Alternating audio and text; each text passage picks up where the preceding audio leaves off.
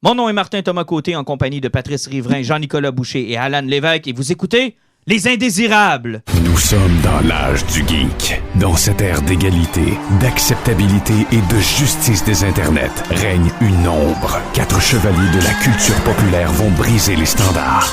Nul ne sera à l'abri de leurs opinions. En tout temps, en tout lieu, les injustes.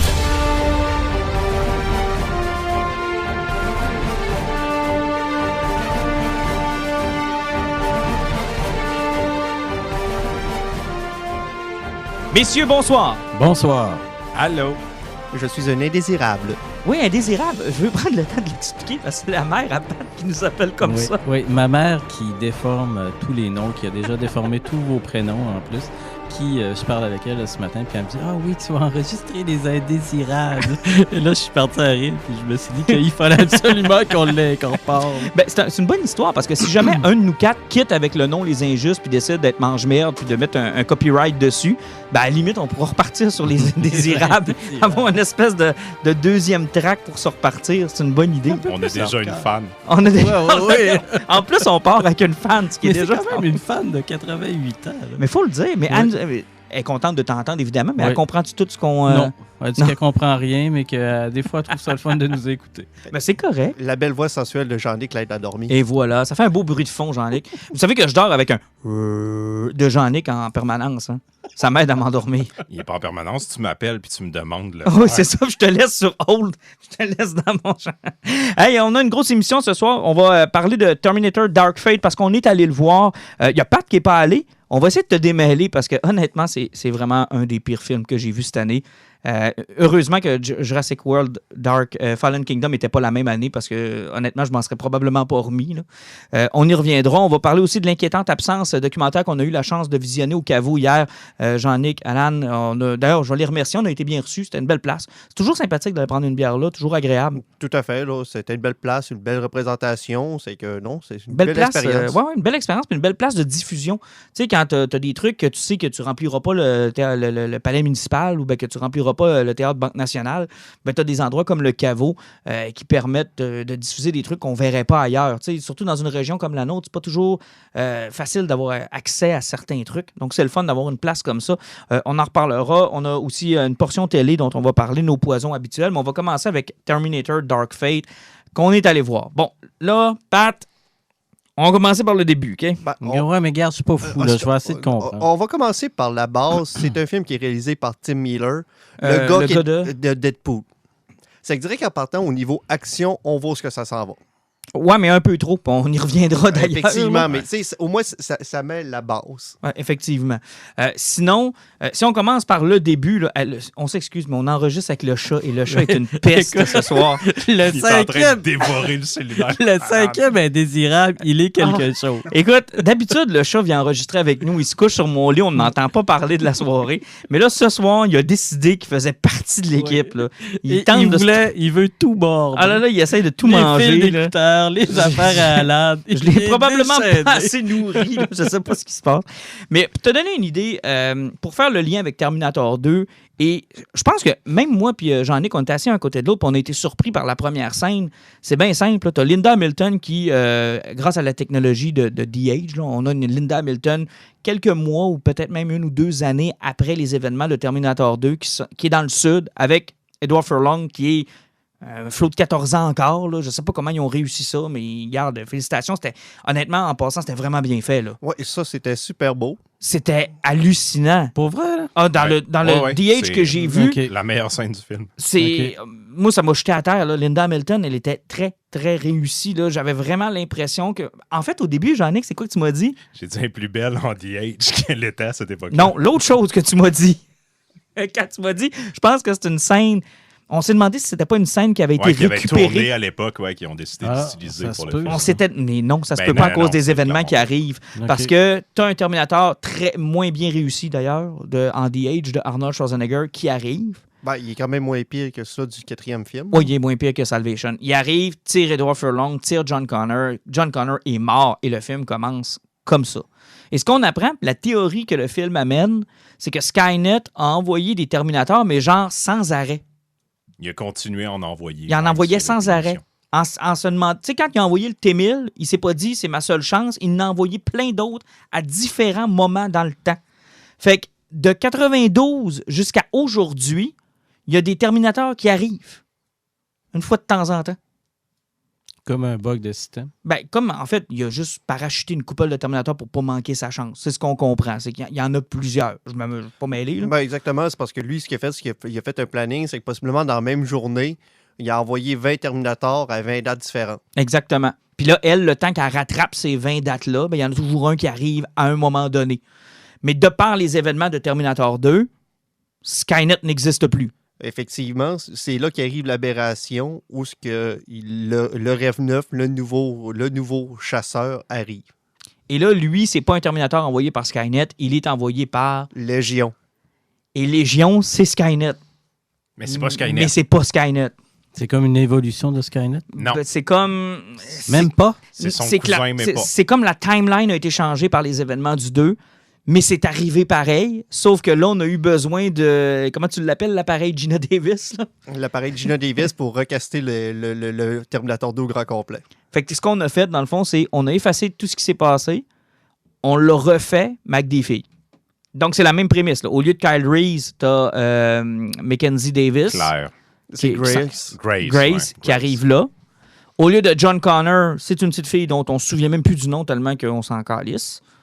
Et t'as le T-1000 qui est remplacé par Gabriel Luna qui fait un Terminator méchant. Qui fait un Rêve 9, mais pas rien que ça, c'est que le film s'est tellement pas réinventé que le personnage de Grace, c'est le même personnage qu'il y avait dans Salvation à peu près. Exact. C'est juste qu'elle sait que c'est humain, mais c'est une cyborg. Donc, quand un humain est en train de mourir au combat, il peut accepter un programme où ce qui se fait NNC, ce qui fait qu'il devient un cyborg qui est capable de combattre les Terminators, mais pendant quelques minutes, parce que son système va overheater, puis ça risque de la tuer. Et ça, c'est le point fort du film. Moi, je trouve que le personnage de Mackenzie Davis fonctionne. Oui. Parce qu'au moins, ils nous l'ont expliqué. Puis Ce qui n'a pas été le cas de Salvation. Tu me disais la petite Mexicaine qui est le personnage principal dont on oublie le nom. Je suis d'accord et non, parce que moi, je la trouve aussi, sinon plus attachante que John Connor. Oui, mais c'est le même, là. C'est le même personnage. Exactement, là. Il y a c'est le rien même de nouveau. personnage. Là. Mais au niveau du casting, au niveau de comment les personnages jouent, ce qu'ils ont à faire, c'est une belle réussite. Il y a personne qui est mal casté dans ce film-là. Moi, je suis pas mal plus d'accord avec Alan qui me parlait de la petite fille et de son inspiration. Là.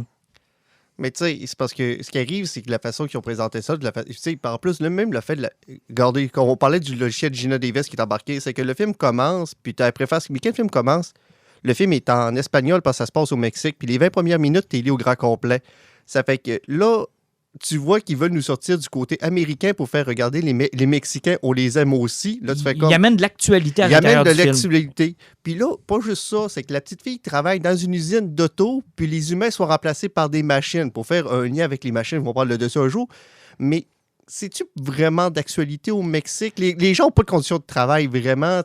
En fait, ça a clairement le potentiel d'être un beau message social, d'être une ouverture sur quelque chose de plus gros que le film voudrait nous dire. Mais ça aboutit sur rien. Non, attendez, Et on a un bon 2 heures dans le film qui est dédié à ça, des moments où tu as vraiment l'impression que le réalisateur, tu te dis, je pense qu'il cherche à nous dire ou de parler d'un problème en ce moment, et ça ne débouche sur rien. Oui, mais c'est parce que le problème, c'est que le problème qu'il veut nous adresser n'existe presque plus dans l'actualité d'aujourd'hui. Effectivement, dans l'actualité. Ça n'existe plus, ça. Puis même plus tard dans le film, à cause qu'il y a des Mexicains, il faut qu'ils partent aux États-Unis, ils vont nous parler du foutu mur. Oui. C'est toutes ces réalités-là qui nous emmènent. Puis aussi, la preuve qu'on voit qu'ils ont comme travaillé le film pour l'inclusion totale. Même le fait, là, si on y pense, Légion. Ça vient de où, Légion? Ça vient du diable. C'est la religion catholique, c'est l'Apocalypse. Je suis Légion. Je suis Légion, ouais. C'est l'Apocalypse. Oui, c'est un peu ça. Ils ont vraiment inclus, en plus, la religion là-dedans, c'est que... Puis, mais tu sais, quand on parle du message social, parce que probablement qu'à une certaine... pas probablement, c'était ça. À une certaine époque, quand on remonte en 1984, on remonte au début des années 90, l'une des grosses préoccupations, c'est les machines vont nous remplacer, les machines vont nous dépasser. Puis, effectivement, c'est encore une menace aujourd'hui, mais dans l'actualité, ce n'est plus de ça dont on parle. Surtout dans un contexte de pénurie de main-d'œuvre comme on vit actuellement en Amérique du Nord, on parle plus d'automatisation, puis au contraire, on en a besoin, puis c'est pas parce qu'ils vont nous remplacer, c'est parce qu'on en a besoin. Puis il y a Et comme... c'est particulièrement maladroit du fait que tu as l'impression que le film, ils ont essayé de faire un Force Awakens. Ils ont vraiment, ils ont dit, on va aller chercher tous les éléments qui fonctionnent et que les fans aiment de la franchise. Puis Tim Miller, ça, clairement, il comprend puis il l'a bien vu, son Terminator 2, mais il n'est pas capable de s'en dissocier et surtout, il n'y a rien à dire ou à ajouter là-dessus. C'est surtout Au ça final, qui est là, triste. ça donne le goût de réécouter Terminator 2. Là. Parce Mais- que tu te dis, il est mieux réussi. Puis là, c'est là qu'on fesse le mur de Tim Miller où ce qui a viré fou parce qu'on lui a donné 185 millions. C'est qu'on voit que la préface du film, c'est léger, là. Ça vole pas sur grand-chose. Et dès que les deux Terminators se rencontrent et le premier combat commence dans l'usine d'auto, Ça ne finit plus. c'est 25 minutes de poursuite sans arrêt. Ça explose, ça vole partout. Et le film, du début jusqu'à la fin, là, ça genre 5 minutes. Puis quand il y a une poursuite, en général, elle va être entre 15 et 35 minutes. Puis Tim Miller a même dit que la poursuite du début, il voulait la faire 25 minutes plus longue. Et il manque tous les silences, tous les conversations, le scénario qui avait fait la force de Terminator 2. Tu sais, les moments où Arnold... Où John parlait, Exact. voyait dans le Terminator une figure paternelle, tout ça. Exactement. Tout là, le sentiment puis le rapprochement entre les personnages, là, il manque ça. Tu sais, à un moment donné, d'ailleurs, on s'est demandé, pendant une bonne partie du film, coudon, Grace, es-tu amoureuse? C'est-tu son amoureuse dans le futur? Y a-tu de quoi? Et c'était tellement pas clair pour finalement avoir une scène de flashback qui, en passant dans Terminator 2, on n'a jamais eu besoin de ça pour comprendre que Connor voyait le Terminator comme le père qu'il n'avait jamais Ouais, eu. exactement. La façon dont il devenait un leader au fur et à mesure que le film avançait. T'sais, même Sarah Connor voyait que c'était la vraie figure paternelle dont il Ben, avait toujours eu besoin. Exact. Et dans le cas de Grace, c'est qu'il a fallu qu'il nous l'explique parce que c'était trop ambigu. Il y a un moment donné, je me suis demandé, OK, là, c'est-tu son amoureuse dans le futur? Y a-tu de quoi qu'on sait pas? Pour finalement se rendre compte que c'est elle, quand elle est adulte, qui prend la jeune Grace sous son aile puis qu'elle le voit comme une espèce de héros. Mais c'est tellement mal transmis, cette Et admiration-là. ça nous est garoché dans une scène de 2 minutes Et de où il faut plate. absolument Pas tout juste ça. absorber Puis là-dedans. le monologue de la petite fille là, qui prouve qu'à ce moment-là qu'elle est la leader du futur, là, sérieusement, moi, quelqu'un se serait levé dans les décombres et aurait crié ça, j'aurais tiré une roche. Ah non, c'est clair. elle Ouais, est mais pas à sa inspirante, défense, là. on la voit pas faire plus que John Connor. Là, tu sais, Ben- je veux dire, c'est évoqué par ceux qui l'ont vécu, mais c'est pour ça que je dis que les Ouais, mais personnages attends un peu. sont pas plus profonds Attends un peu. travaillés. La première... Attends un peu. J'ai un contre-argument là-dessus. La première image que tu vois de Connor dans Terminator 2, il est aux commandes, entouré de soldats qui vont le voir et qui le respectent. Oui, Ils tout lui à font fait. son salut. Il prend ses longues vues. Ouais. Il regarde le combat avec ses subalternes Méga. qui sont un peu plus bas que lui. Oui, on il le est voit dans comme un une leader. position de Ben, leader. Grace, elle a eu une belle scène aussi où on la voit sauver un des caporals avant qu'on voit comment elle est devenue robot. Tu sais, je veux dire, Même ce là. côté-là, je suis pas prêt à dire que les personnages sont Yo. moins bien travaillés Même que là. dans Ouais, mais T2. minute, là. Ça Hey, repose c'est pas tellement- là-dessus, Terminator. C'est tellement confondant, votre histoire. C'est-tu la petite Mexicaine ou c'est Grace, le C'est la leader? petite mexicaine. C'est la Ok. petite mexicaine. Christ, Puis, je comprends plus rien. elle n'a aucune formation militaire, rien. Puis, tu sais, puis même Terminator 3, qui l'avait apporté maladroitement, au moins, il avait mis John dans une situation que si le monde se sont rapprochés à lui parce qu'il n'y avait pas le choix, parce que c'était le seul noyau de communication qui restait sur Terre. Exact. Il était dans un bunker désaffecté et les gens reachaient à lui. Parce Ils que demandaient c'était- ce qui se passait. C'était le seul qui pouvait encore répondre. Ça fait que toutes les forces armées du monde ont reaché lui, puis c'est lui qui a réussi à ramener tout le monde à la même place. Et la raison pour laquelle Connor est le chef de la résistance, c'est de un, par l'entraînement de sa mère, parce que les événements ont été fuckés par le Terminator de Puis 84. il connaît son ennemi. Il connaît son ennemi, donc on le voit bien dans Salvation, ça d'ailleurs, qu'il y a les tapes de sa mère, il sait qu'est-ce qui s'en vient, il sait... Alors que pour la petite fille, là, il n'y a rien de ça. Là. Il y a rien de ça. Là. Elle a travaillé dans une usine. Il n'y a absolument rien de ça. Ouais, mais pourquoi Ouais, tout mais d'un il nous coup, la elle présente devient au la début. prochaine? On nous la présente au début du film. On voit que c'est elle qui gère la famille, malgré que ça soit la plus jeune. C'est elle qui dit à son père, elle fait les lunchs. Tu sais, je veux dire, le travail des OK, tu personnages. gagnes puis une nous guerre en oui, faisant oui. des lunchs. Tu Ouais, gagnes mais une je guerre en Je veux dire, faisant des lunchs. faut quand même pas être de mauvaise foi. Non, non, elle est mais pas, elle est pas au mal niveau de écrite, là. Légion, là, Ouais. pourquoi est-ce que Légion, tout d'un coup, il dit, toi, ma petite Chris, je vais te battre? Parce que c'est elle la leader Parce de que la c'est elle qui résistance. devient comme l'idée de la résistance. Parce que c'est elle elle est- qui elle fait que les joue- hommes se lèvent. C'est ça. Elle joue le rôle que John Connor a joué Ok. lorsque Skynet prend possession. En fait, Légion attaque exactement de la même façon que Skynet. Ouais. Ça C'est- réinvente rien. Ça fait rien change plus. absolument Fait que rien. c'est Légion qui pète une coche contre Dora l'Exploratrice. Et maintenant, si tu te poses la question, mais comment Arnold Schwarzenegger fit là-dedans? Ouf. C'est plutôt simple. Terminator, là, mais T800 s'appelle maintenant Carl, puis c'est Un vendeur de draps. un vendeur de draps. Là, c'est un genre de menuisier. Là. Ce qui fait que quand un T800 a fini sa mission, là, ben, à place de s'auto-détruire ou de prendre sa retraite tout simplement, ben, il ne sait plus quoi faire, puis il vit une vie normale. Puis Il se devient marie. libre.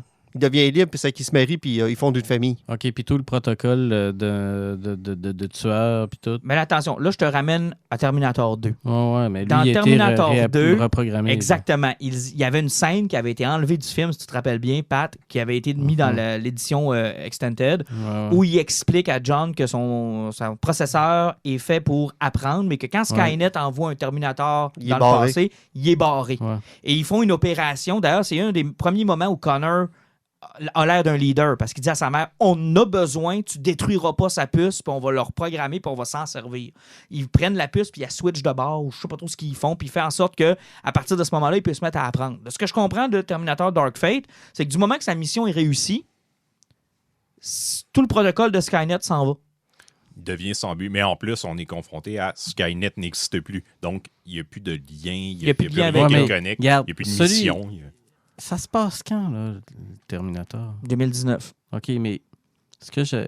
Tu sais, il a fondu, lui, ce Terminator-là. Non, là, c'est un autre Terminator. C'est celui qui a tué Ok. John Connor au début, lui. OK. Tu sais, quand on te dit que C'en le est film un autre. ouvre avec le Terminator qui tire John Connor, c'est de là l'explication Genre, que Skynet en a envoyé En plusieurs. 94, il y en a un autre qui est arrivé, puis lui, il a réussi. Lui, il il a a tué réussi. John Puis Connor. lui, en ayant une vie, puis en élevant un enfant, il a compris que ce que se fait à John, c'était pas correct. Ce qui fait qu'à chaque fois qu'un nouveau Terminator, un nouveau T800 arrive, lui, il sent le feedback du voyage dans le temps dans son système informatique, puis il envoie les coordonnées à Sarah Connor qui chasse les Terminators. En disant Ah. pour John.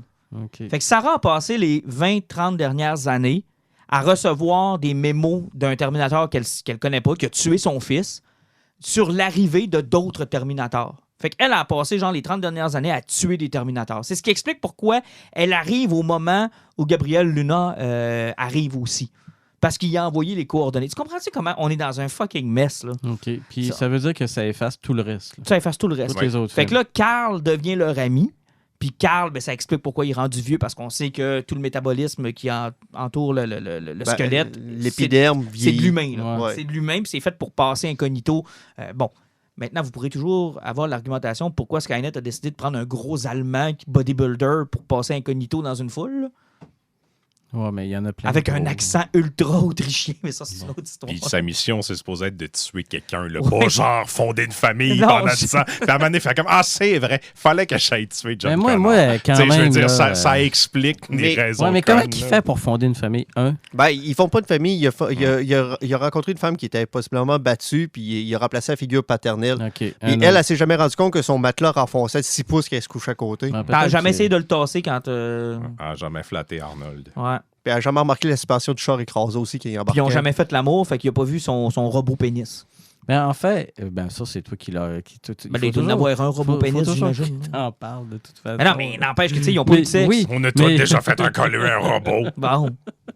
Mais tu comprends où est-ce qu'on est, là? C'est là qu'on est, là, dans l'histoire. OK, là. puis il sert à rien d'autre. Il sert à aller... À les aider au combat, puis là, ça amène toutes les séquences d'action du film. Parce que les séquences d'action, les personnages sont capables de sauter aussi haut puis faire autant de pirouettes que Deadpool.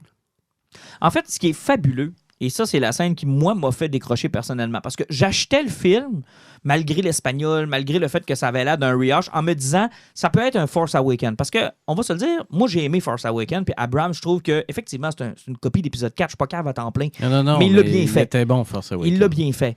Là, je me suis dit, je vais lui donner cette chance-là. Et moi, j'ai décroché au moment où, et là, je te niaise pas, Pat, la bagarre se commence dans un aéroport, ça se poursuit dans l'avion. Ah oui, les avions qui se rentrent dedans. Hein. Il y a deux avions Ça qui se se rentrent termine dedans. sous l'eau. Il y a deux avions qui se rentrent dedans comme deux chars. Ils sont en apesanteur, puis ils Pendant continuent de se 6 battre. minutes au moins. Oui, ils continuent de se battre. D'ailleurs, le Terminator sort de son avion, là, puis il pogne pas dans le vent, lui. Lui, il sort de son avion, puis il rembarque dans l'autre avion sans aucun problème. Mais Ouais, mais tu sais, il doit être aimanté. il y a tellement de choses aussi. Rien que le fait qu'il était d'un avion cargo, là, puis à un moment donné, la porte d'en arrière est ouverte, l'avion cargo. Même la petite fille, qui c'est la première fois de sa vie qui est dans un avion, là, hein, pendant que l'avion est à 10 000 pieds d'altitude, tout le monde marche à la porte qui est ouverte comme si rien n'était, puis il regarde en bas. Non, c'est... Même les militaires entraînés ne font pas ça. C'est catastrophique. Là, ils se battent pendant qu'ils sont en apesanteur. Après ça, l'avion redescend. Là, tu te dis, mais ça va arrêter là. Là, ils se mettent dans un Jeep qui est à l'intérieur de l'avion cargo. Un genre de Hummer, là, un genre de truck militaire. Le truck militaire sort de l'avion. Fait que là, l'avion passe à côté du truck sans jamais le pogner. Puis là, tu OK, dis, mais bon, il est tombé, le truck, ou il est... Ouais, il est parachuté. sorti, il est parachuté. Ils sont Là, dedans. Là. il ouvre les parachutes pendant qu'ils sont dans le truck. Mais j'ai pas fini, là. Le truck atterrit sur un barrage. Hey, t'oublies de dire que l'avion passe à 3 pieds Oui, des oui, c'est ça, parachutes, je l'ai il n'y a dit, pas de là. souffle devant. Là. Il y a rien. Tout va bien. Tu sais, juste pour montrer que l'avion est parti. Il atterrit sur le barrage, à, tu sais, genre la moitié dans le vide, l'autre moitié à terre. Il tombe en bas du barrage, dans l'eau, avec un courant incroyable. Ils descendent jusque dans le fond de l'eau. Ils continuent de se battre dans le fond de l'eau.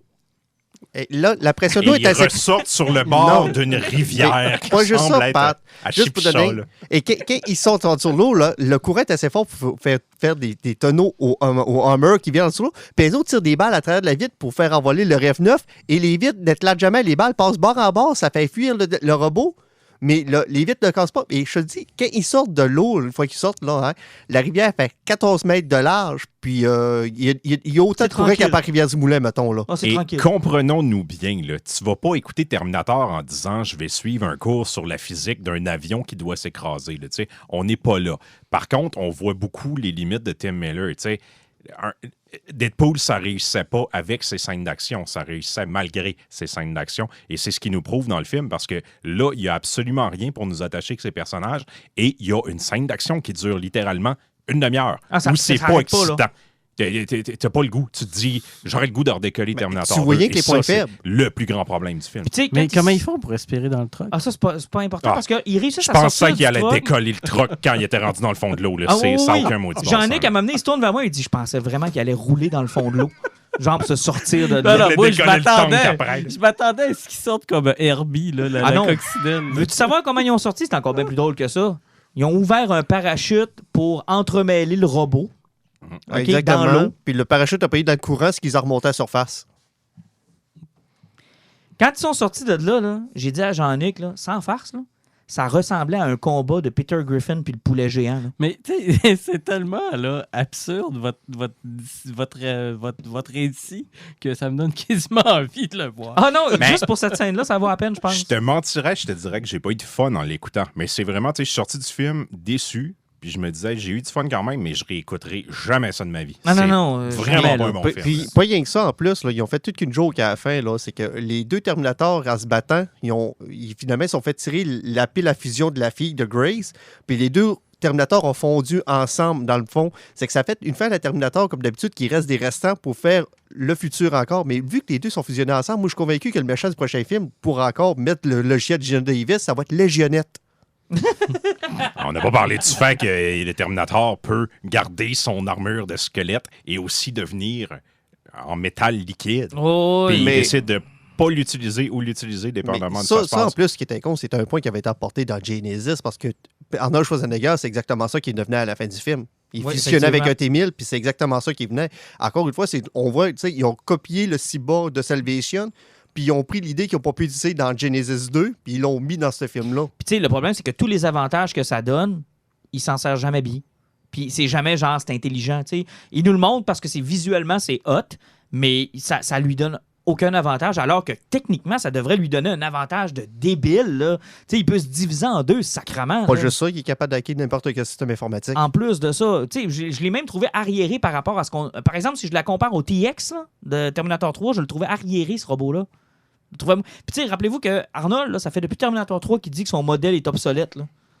Il les a tous torchés jusqu'à la date. Mais il les a tous torchés un après l'autre. Fait que là, gardez des T800 rendus là, je pense que vous avez une bonne base de robots, là, parce que le reste, il n'y a rien qui Ah, fonctionne. mais c'est le principe du Soldier, comme le film de Kurt Russell. là. C'est exactement la Mais même au, affaire. au là. final, ça reste quand même le meilleur depuis le deuxième.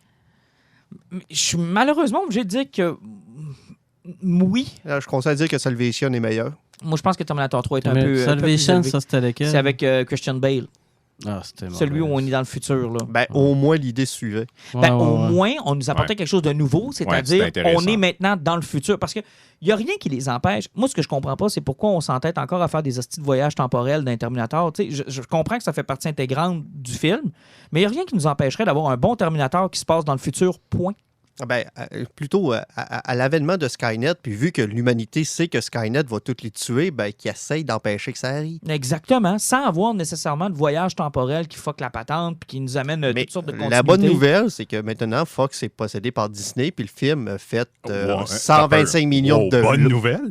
Non, Point d'interrogation. Non, ce que ça veut dire, puis le film... je comprends. Le film va être en perte d'au-dessus de 100 millions de dollars, ça fait que... C'est fini, là. On n'entendra plus jamais le mot Terminator. Puis surtout que James Cameron, quand il va sortir Avatar, puis il va perdre de l'argent aussi, on n'entendra plus jamais parler de James Cameron puis ses folies. Non, effectivement, ouais, mais c'est terminé, les Terminators, là, on s'est dit ça avec le 3, on s'est dit ça avec Genesis, on s'est dit ça avec Salvation. Puis il y en a toujours un là, on qui parle de réapparaît. Disney. On parle de Disney. Ouais, puis t'es rough un peu avec Cameron parce qu'il a fait à peu près la même job sur Battle Angel Alita, puis c'était quand même une belle réussite, malgré le fait que personne n'est allé le voir.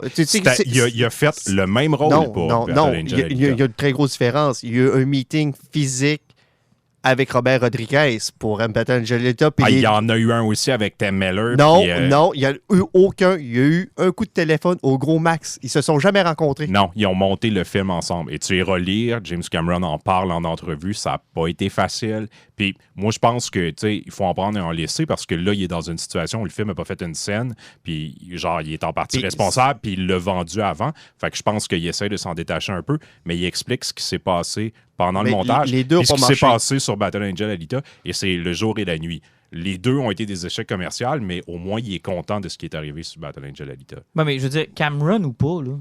C'est pas lui le problème. Cette franchise-là is a mess. Là. Il n'y a rien à faire avec ça. Et ils n'ont pas eu de bonnes idées. Puis, tu sais, j'en reviens à ce qu'Alan dit. C'est du recyclé de tous les autres Terminators. Ils n'ont pas été capables de sortir une idée originale dans le film, ou presque. Mais si on regarde les points forts, mettons, parce que là, je pense qu'on a tous compris qu'on n'a pas aimé le film, là. Mais Linda Hamilton... Elle était cool dans le film. C'était génial. J'étais content de la revoir, puis ça m'a fait penser à pourquoi est-ce qu'on l'a pas revu depuis tant d'années. Elle l'a encore, son personnage était encore efficace, c'était juste, c'était bien joué. Moi, c'est le personnage auquel je me suis le plus attaché dans ce film-là. Là. Schwarzenegger était correct, malgré le fait que ses jokes, c'est pas de sa faute s'il était plate, c'est le scénario qui était juste pas Mais là. il était quand même moins pire que dans les deux autres films, que dans Genesis puis dans Terminator 3. Au moins, il n'a pas demandé s'il avait copulé pendant une demi-heure. Ouais, genre, mais je l'ai trouvé quand même mieux utilisé, en fait. Moi, je trouve que Grace, c'est le personnage probablement le plus intéressant de ce film-là. Puis, thumbs up, là, Monsieur Luna, qui joue le Terminator, très, très, très fucking efficace. C'est probablement la plus grande réussite. Gabriel Luna, qui joue le Terminator dans ce film-là. Il le joue très bien. Puis, on se rapproche de Robert Patrick dans le deuxième. Et j'aurais aimé avoir très efficace. Tant qu'à ramener Linda Hamilton, là, parce qu'on a vu aussi qu'elle a manqué à la franchise, là, on va se le dire bien franchement. Si on avait eu un Terminator 3 avec Linda Hamilton... On serait peut-être ailleurs aujourd'hui. Dieu seul sait ce qui se serait passé. Ça serait peut-être beaucoup plus intéressant. On ne le saura jamais. Mais on aurait peut-être pu ramener Robert Patrick d'une façon ou d'une autre. Moi, il me manque aussi. C'était une grosse partie de Terminator 2. On l'oublie, là. Mais tant qu'à mettre du fan génial, service comme ils en ont mis, il aurait pu nous ça, ramener. C'est ça, tant qu'à mettre du fan service. Puis moi, je suis un peu d'accord avec toi. Grace, j'ai trouvé le personnage très intéressant, mais je suis convaincu qu'elle aurait pu avoir une meilleure histoire. Elle aurait pu être mieux utilisé. Puis j'ai tellement pensé à toi, Alan, quand t'as sorti sa pile. J'ai dit, oh non, une autre histoire de couilles qui explose. C'était évident que ça allait finir Oh de non, même, là, c'est un booby qui explose. C'est beaucoup plus cool. Un booby qui explose. Pat, ça te donne-tu le goût d'aller le voir? Mais c'est parce que c'est tellement douteux, là. Mais honnêtement, c'est un... Puis ça me fait de la peine. Ça me fait de la peine. C'est terrible parce que vous parlez de tout ça, là.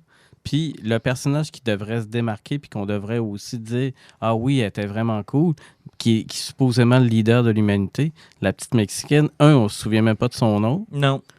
Moi, je suis même pas allé voir sur mon téléphone. Puis deux, le personnage a l'air tellement insipide, comme vous en parlez. Je te dis, son gros fait d'armes, là, c'est à la fin du film, là, qu'ils ont réussi, ils sont dans le barrage d'hydroélectrique, puis ils sont tous dans la mare, puis ils font comme, il faut se sauver, on n'a pas le choix parce qu'on va se faire péter, parce que le T-800 est à moitié pété. Elle fait comme, non, on tient la ligne ici. Ouais, et là, tout le monde fait comme, ça. oh, la petite fille, a dit, on tient la ligne ici, c'est qu'on va tenir la ligne. Ouais, c'est pas... J'aimerais... Tu sais, comme j'aime beaucoup argumenter avec Alan d'habitude, là, mais ouais. Ouais, c'est ça qui s'est passé. C'est vraiment ça qui s'est passé. C'est terrible. On dirait que c'est Dora l'exploratrice. C'est un peu ça, en fait. C'est malheureusement un peu ça. Puis je sais qu'il y avait à la base une idée de trilogie. Oubliez ça, c'est mort. Là. Alan l'a expliqué tout à l'heure. C'est mort. C'est 125 millions en perte minimum. C'est mort et enterré. Puis ça me fait de la peine. Puis je me souviens plus qui a dit ça. Je pense que c'est Rob Liefeld qui a dit ça sur Twitter. Mais Terminator a tout simplement mal vieilli et n'est plus relevant pour les jeunes d'aujourd'hui. Ben, Exact. c'est l'effet. Souvent, il y a plusieurs personnes qui vont faire des articles, qui vont en parler. Là. Plusieurs personnes n'aimeront pas ça parce que je veux dire, le cyberpunk est mort. Mm. Parce que vu qu'on a rejoint un certain niveau de cette technologie-là, on dirait que l'effet de peur face à la technologie n'existe plus vraiment parce que Exact. on est comme Ben, c'est un rendu peu ce là. que je t'expliquais. C'est un peu ce que je t'expliquais tantôt. T'sais, quand ils ont tenté de nous expliquer la menace, que oui, les robots sont encore une menace. Et pourtant, là, il y a un Christy de bon film à faire sur la menace de l'intelligence artificielle, mais malheureusement, il n'est plus sous la forme de Terminator. Mhm. Il n'est plus là. Il est plus sous la forme de Ex Machina, Ouais. qui est Oui, un absolument. excellent film. Ben, Ex Moi, dans Machina, ma tête, Ex c'est Machina, une- c'est la suite logique de Terminator. Exactement. Puis je pense que, je sais pas si c'est sur Prime ou sur Netflix, là, il y a un film russe aussi où, je sais pas c'est quoi le nom, où un gars achète un robot de plaisir Mhm. et elle se révèle être quelque chose de beaucoup plus dangereux de ce qu'il s'attendait. Puis là, tout le monde capote parce qu'il pense qu'il Mais y a une menace. Le deuxième Un point robot de aussi, c'est que plaisir. Ouais, un robot de avec la plaisir. technologie, maintenant, ils sont pas rien que les Facebook, les Google, Ouais, les Apple. parce que c'est ça, Skynet, là. on est plus proche de Big Brother de 1984 Exact. qu'une attaque de robot parce que c'est nos informations personnelles qui sont volées pour nous contrôler. Exact. Mhm. Puis c'est tellement vrai ce que tu dis parce que dans le fond, c'est les réseaux sociaux qui sont devenus le Skynet. Ben Tu oui. sais, Skynet, nous, on pensait à du militaire, on pensait à de la prise de pouvoir, on pensait à... Dans ces années-là, c'était ça. Mais aujourd'hui, c'est plus relevant. Ouais. La force de ces œuvres-là, c'était de nous faire réfléchir par rapport aux technologies qui nous entourent, mais ces technologies-là nous ont rattrapés, puis ils sont rendus plus loin que ce que ces Puis ils films-là ont surtout pas pris évoquaient. le tournant que ces gens-là nous ont dit qu'ils allaient prendre. Non. Puis c'est peut-être grâce Du à leur tout. travail, d'ailleurs, que ça s'est peut-être pas rendu où est-ce qu'eux le voyaient, parce que ces films-là ont servi d'avertissement aussi sur notre liaison avec la technologie, sur notre... tu sais, comment est-ce qu'on vit par rapport à ça, puis ça a influencé les gens, là. Pour terminer, c'est vraiment incroyable parce que les Fields parlent à la fois de Terminator et de son dessin à lui. Hein? Rob Liefeld disait, tu sais, Terminator n'est plus Ouais. relevant. Ah, lui aussi. Il, Ouais. parle aussi de son dessin en même temps. Pauvre petit Rob. Pauvre Tout le monde lui. s'attaque à Rob. Mais c'est parce qu'il avait raison, parce qu'il disait que son fils, dans une conversation avec lui avait dit, tu sais, pas dans tous les films que tu m'as fait écouter, Terminator, ça t'a jamais popé en pleine... Tu sais, on l'a juste jamais écouté. Puis on en a juste jamais reparlé. Comme si ce film-là était condamné à une certaine époque. Puis c'est vrai que quand tu regardes les jeunes, là, puis que tu leur parles de Terminator, ils ont tous vu, oui, le 2, pas tous ont vu le 1, puis ils ont tous pas le goût d'en voir d'autres. Et c'est drôle, hein?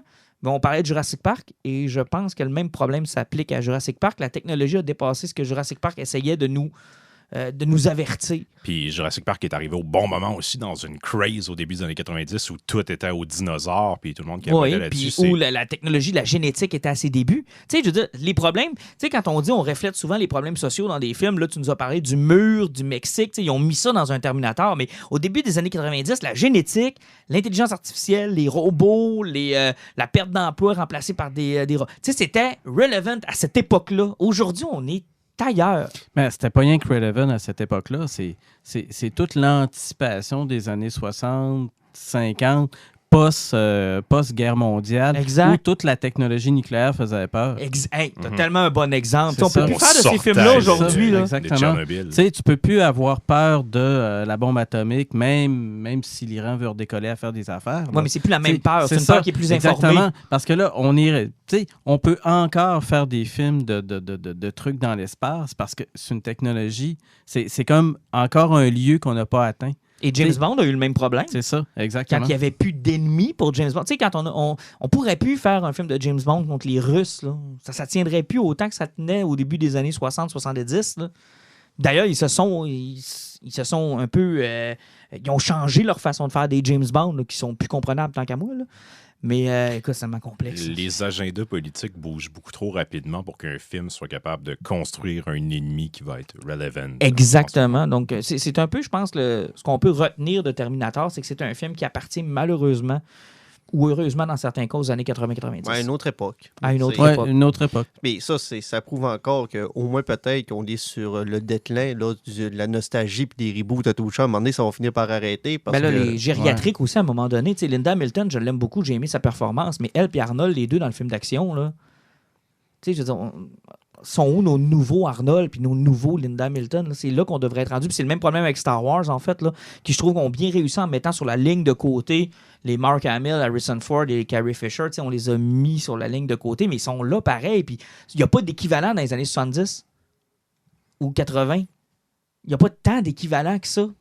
De films où on reprend des personnes qui ont fait des films des années 40, 50, puis on tente de leur faire jouer encore le même rôle pour passer le flambeau. On dirait que c'est nouveau, ça. Mais ça, c'est à faute du début des années 2000 avec les acteurs et actrices, et surtout actrices jetables. Tout est cute à 22 ans, mais à 23 ans, t'as un ride, on change. Exactement. Il y en a passé combien de mains? Ouais, c'est vrai. J'aimerais vous rappeler que cette année seulement, on va avoir un remake de The Grudge et un remake de Black Christmas. 2 films, dont un qui a déjà été remaké 2 fois. Le Black Christmas, film des années fin 70. Là, on a eu un remake dans les années 2000. On a un autre qui s'en vient. The Grudge, film asiatique, fin des années 90. Déjà eu un remake début des années 2000. Avec Sarah Michelle Gellar dans le temps. Et on a un remake qui s'en vient cette année. C'est un remake d'un remake qu'on a eu dans les 10 dernières années. C'est triste. On a eu un remake d'Halloween, on a eu un remake de Chucky. Et c'est encore là en réutilisant. Mais c'est pas grave. Ramener Tron. Ah oui. Mais tu sais, si on prend là, des idées intéressantes dans le cinéma de science-fiction, là, je sais pas si vous avez vu Cayenne. Non, j'ai pas vu. C'est l'histoire d'un... Moi, je suis en train de perdre une partie de mes écouteurs. Non, c'est correct. Okay. C'est l'histoire d'un petit gars qui trouve... Parce que lui, il se promène dans des buildings, puis il ramasse des affaires, puis il revend des morceaux de ferraille. Il trouve un gun avec plein de monde mort, mais c'est un gun futuriste. Et là, ce gun-là, il y a plein de gens qui le pourchassent, lui et son frère. Et il se rend compte que il est le seul à être capable d'utiliser le gun parce qu'il y a comme une empreinte qui fit avec le gun. Et c'est comme une affaire où tu as des gens du futur ou des gens d'une autre technologie qui sont proches, un peu comme le John Connor qui est là. Tu sais, le petit gars a un rôle aussi qui est là parce qu'il découvre qu'il est partie prenante de ça malgré lui. Et c'est hyper original. Et à chaque fois que j'ai vu dernièrement un film de science-fiction avec une idée intéressante, quelque chose de popé, c'est toujours, et ça je ne sais pas pourquoi, mais c'est toujours quelque part associé à l'acteur noir qui était dans le dernier Rocky, le nouveau Rocky, là, Michael B. Jordan. Oui, B. Jordan. Ouais. Écoute, ce gars-là là, a l'air à être un méga geek là, parce qu'il est tout le temps soit producteur, soit il a un petit rôle de 5 minutes. Fait qu'il y a de quoi à suivre là. Il est tout le temps associé à différentes affaires. Il y a plein de bons films de science-fiction. C'est des trucs qui ont des budgets de crottes, là. Ouais, mais l'affaire, c'est que il y a des idées intéressantes. C'est parce que dans les années 90, on allait les voir, ces films-là. T'sais, Terminator, on allait voir ça. Jurassic Park, on allait voir ça. Des réalisateurs.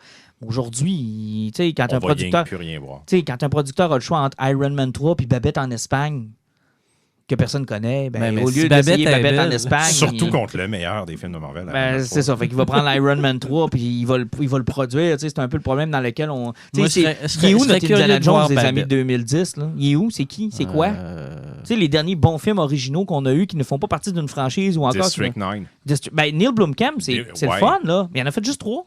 Il en a fait... Ouais, il est capoté. Elysium, Chappie, Elysium, puis District 9. plutôt raté. Moi, Elysium, j'ai adoré ça. Moi aussi, j'ai trouvé l'idée tellement originale. Tant qu'à parler du Mexique, là... C'est intéressant, mais c'est un ratage, selon moi. Puis Chappie l'a repris un peu, mais personne n'est allé voir Chappie. Fait qu'il n'y a plus de scène, les Blomkamp. Et c'est vraiment dommage. Ouais, puis surtout qu'il avait mis la totalité de toutes ses idées, de son budget, de ses affaires dans Alien. Mais c'est ça l'affaire. Le plus triste, ça, c'est triste. Non. Le plus triste, c'est pas...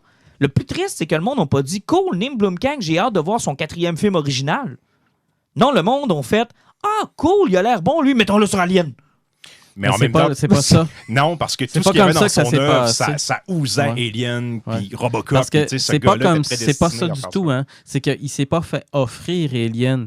Il a dit moi j'ai travaillé sur des affaires. Je pense qu'il a travaillé comme dans notre studio ici. Là. Il a travaillé dans une petite affaire chez eux. Il a montré des croquis, toutes sortes d'affaires. Et là, il a dit moi ça serait ça. Oui, mais c'est triste, là. Les prochains projets de Blomkamp qu'on attendait, là, c'était encore des retours à des franchises qui ont besoin de...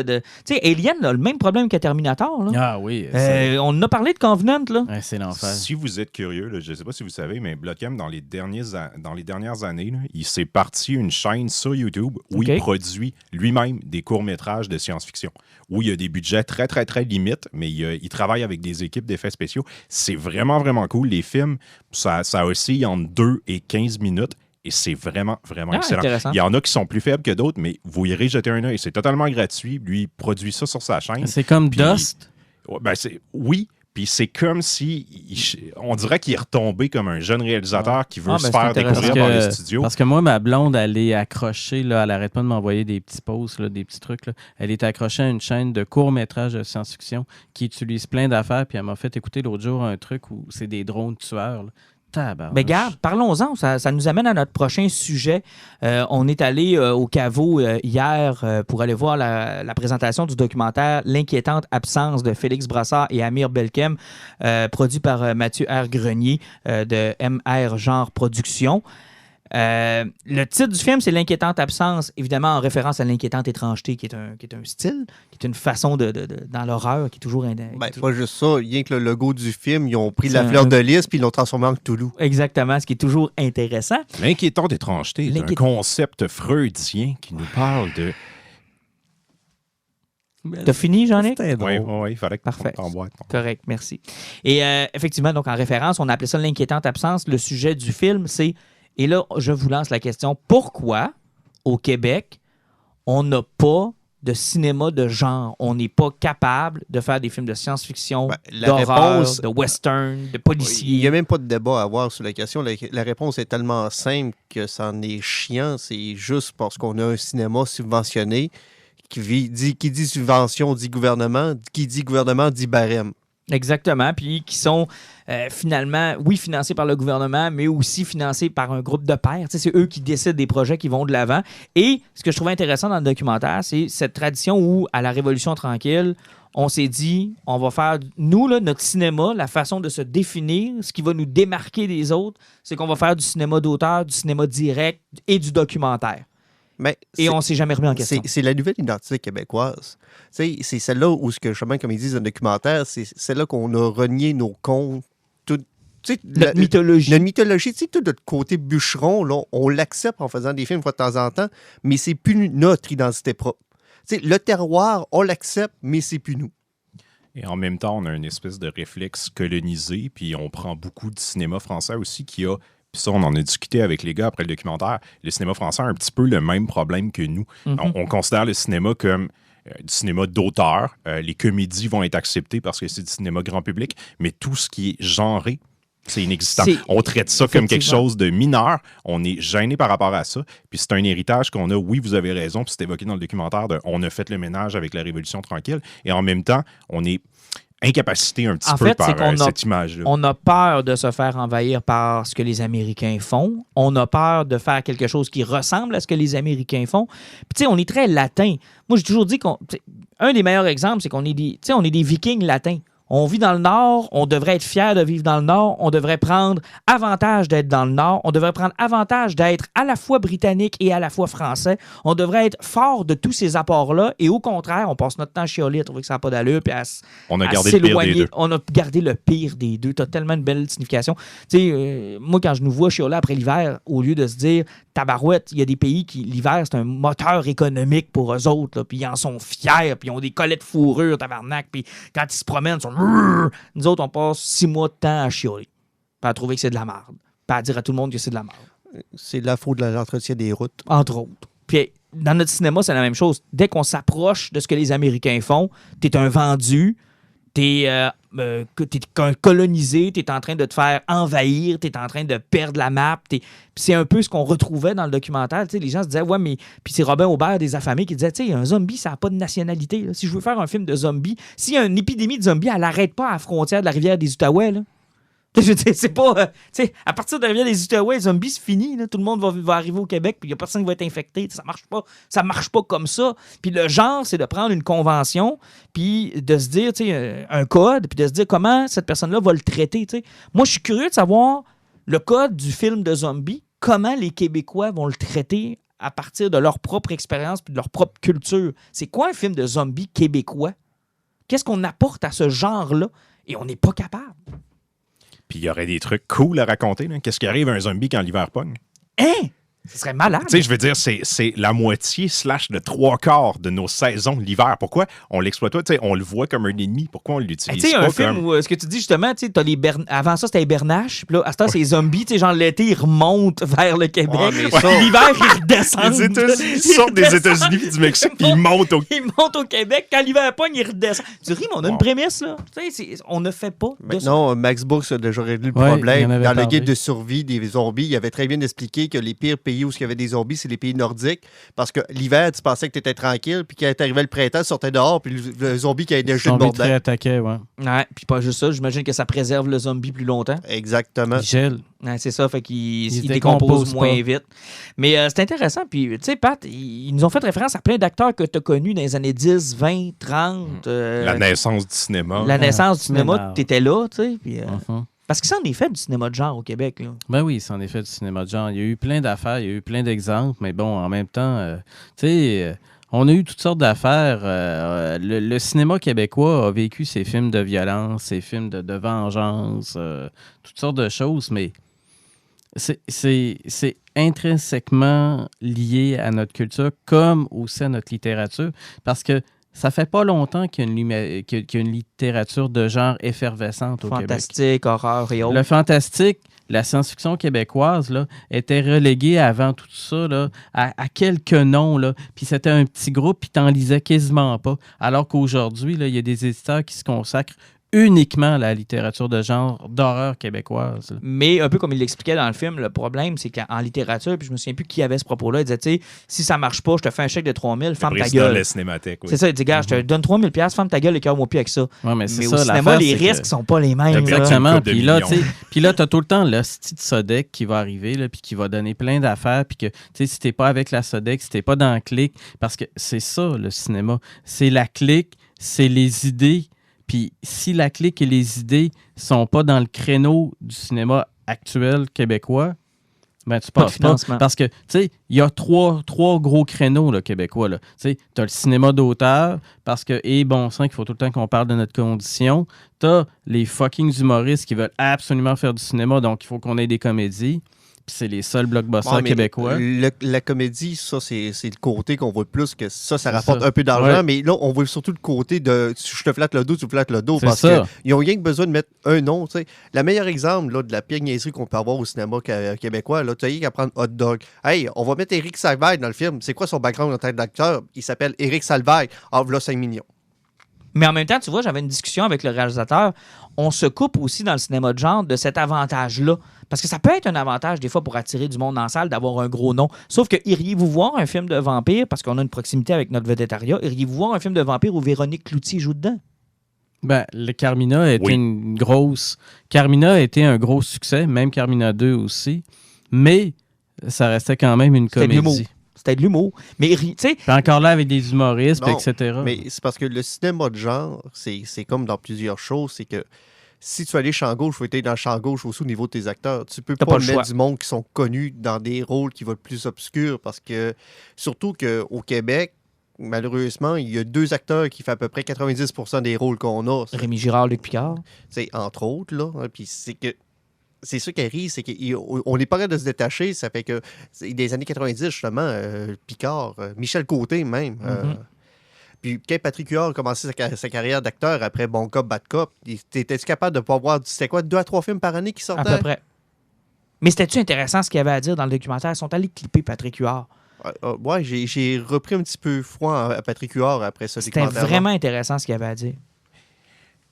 Oui, mais en même temps, il parlait des deux côtés de la bouche parce que, tu sais, il fait partie du problème un peu aussi. Tu sais, c'est un humoriste qui s'est pas recyclé, je ne veux pas dire recyclé parce que, tu sais, Mais qui fait du cinéma. mais tu sais, c'est un humoriste qui fait du cinéma, qui a joué dans du cinéma, tu sais, marketing aussi. tu sais. Commercial. Il chiale contre ça, mais tu sais, il est à la tête de Bon Cop, Bad Cop. Oui, c'est cool, c'est du cinéma de genre aussi, mais c'est aussi à peu près le seul film qui a pogné dans les Mais 15 c'est un bel dernières années. exemple, parce C'est que- c'est le film problème aussi. Mais Bon c'est un Cop, bel Bad Cop, exemple tu sais. parce que Bon Cop, Bad Cop est un succès. C'est un film qu'on peut qualifier de genre dans le sens où c'est un film d'action, il y avait un peu de Comédie Ouais, ouais, policière. comédie là-dedans, C'est policière. Notre Beverly Hill Cop. Là. Mais avez-vous vu comment ils ont scrappé le 2?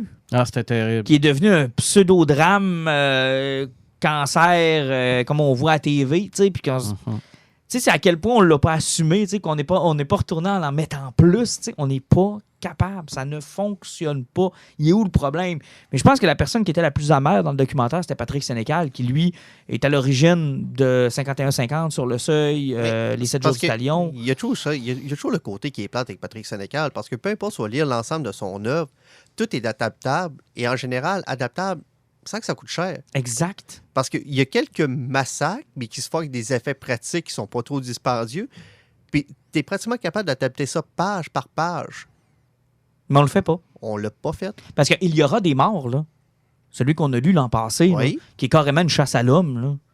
C'est une série télé ou un film à devenir facile. C'est là. un film d'1h25 là, que tu es capable de faire à bas de 500 000. C'est sûr et certain, mais on le fera pas. Mais justement, est-ce que la solution, parce que tu sais, on en a eu des bonnes séries fantastiques québécoises, là. C'est Grand Ours qui était complètement délirant. Là. Oui. Est-ce que justement la solution est pas là?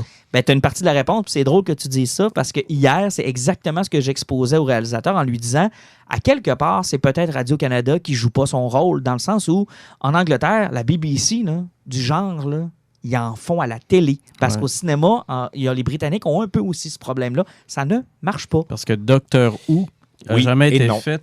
Doctor Who n'a pas été fait nécessairement pour le cinéma. Mais non. Doctor Who a été fait C'était pour la la télé. Mais le cinéma britannique des années 70 était caractérisé beaucoup par la Hammer. Puis, tu sais, Ah oui, la c'était réactivation génial. des- Oui. tu sais, ils ont une proximité puis ils ont une Mais ils utilisation se sont fait du manger fantastique par qui est beaucoup plus Hollywood. forte que Ils se nous. sont fait manger Mais- par Hollywood comme tous les autres marchés. Oui, mais ils l'ont quand même fait. Nous, ça existe C'est littéralement jamais pas. pas. Mais là. l'autre gros problème aussi, c'est pas juste le budget, là, c'est que ça prend rien qu'au niveau du bassin de la population.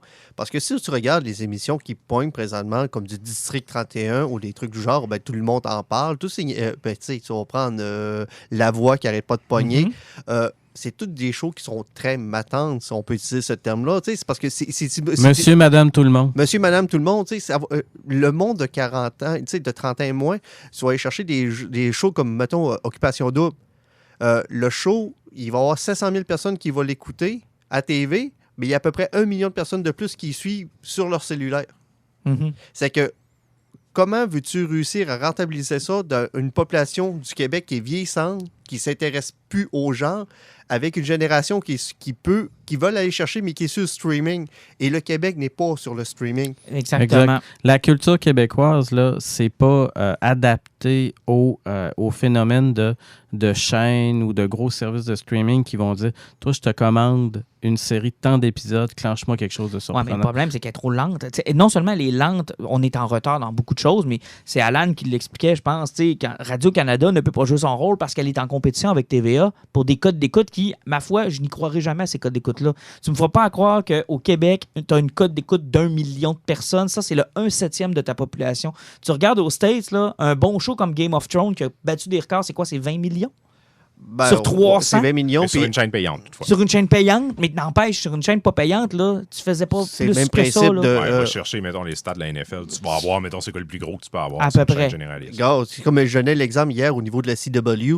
Batwoman a eu le feu vert pour une saison complète de 22 épisodes avec un rating de 1,8 million. Sur 300. C'est qu'ici, là, on a vendu aux publicitaires, donc à ceux qui financent notre télé, qu'en bas d'1 million de codes d'écoute, ça vaut rien.